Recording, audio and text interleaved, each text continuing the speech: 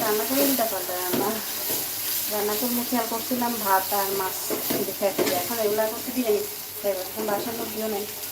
আর মাছের বিরিয়ানি আমি প্রায় রান্না করি, দাম একদিন রান্না করছি আর বড় দাম একদিন মাছ বিরিয়ানি রান্না করি। এখন এই মাছ দিয়ে রান্না করে একটু জটিল, তাও যা হোক একটু বসে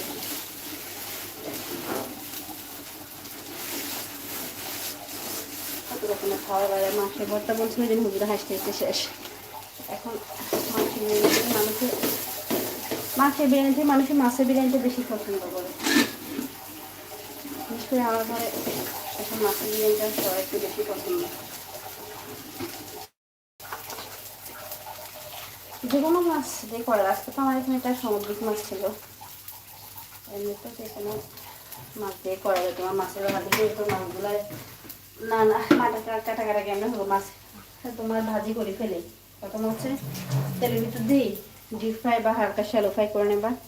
এরপরে সবগুলো মশলা কষাই, মাছগুলো কষাই ফেলবো। এরপরে চাল ভাজি করি,